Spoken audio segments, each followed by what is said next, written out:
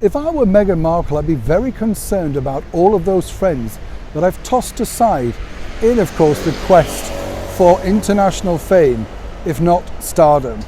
Hi, good morning, Neil Sean here in the heart of London.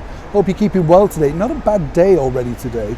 And you know what it's like? I'm obsessed with the weather because when you have to come out and film, you peer out the window and you think, ooh, it's a bit chilly today, or it looks a bit rainy. So I'm glad that we're able to pop out and get some fresh air and update you on all the latest breaking royal news that matters to you. And that is one of the breaking royal stories coming out of London today. As ever, it features none other than the former Duchess of Sussex herself, Meghan Markle, and here's why. Now, as we know, there's going to be quite a few books coming out next year on the one-time actress, activist, and of course, mother of two, married to a former royal in the shape of His Royal Highness, Prince Harry.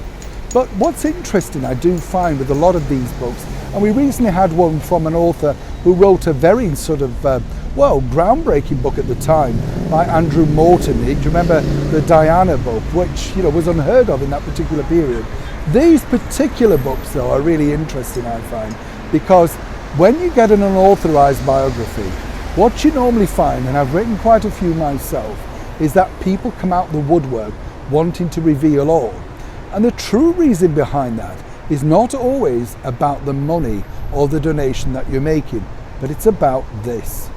When you set about writing an unauthorized biography, people really do, as I say, come out the woodwork. It's not about getting revenge. They want to get their version of events over to someone who's impartial, who's basically telling the story from their perspective.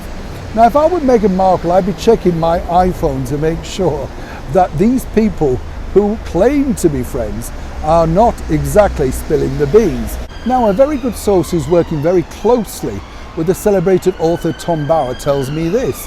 It's not actually the people that Meghan's discarded along the way that are coming forward now.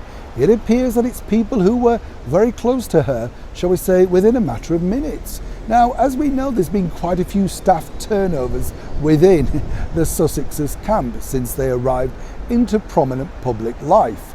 Now, the bigger problem that Meghan has by discarding people is simply this. People, as I say, want to get their moment out there, the true story of what happened. There's a lot of people when you're in the world of celebrity, and that is what Harry and Meghan are now, that are ready to, really spill the beans. And they are the most interesting people, I find, as a writer myself. This is because they tend to get overlooked. That can be in a waiter at an event. It can be somebody who's just there to collect the coats, but overhears a certain particular conversation, because these are the people, and I don't mean this rudely, but that tend to blend in. It's a bit like when you get in a cab and you think the cab driver's not listening. They're always listening. And that's going to be the biggest problem for Meghan going forward. This book could prove very damaging towards Miss Markle because while it's an unauthorized book, and by that, of course, you have to take certain things with a pinch of salt, the bigger problem for Meghan is the fact that there are certain people willing also to go on record.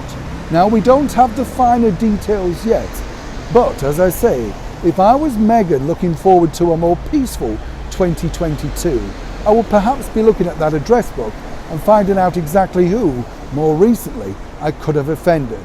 And of course, more importantly, what I could look forward to in that book when it finally emerges in the spring of next year. For now, if I was Harry and Meghan, I'd try and be a little bit nicer to those people who are working closely around me, because you never truly know. Neil Sean in the heart of London.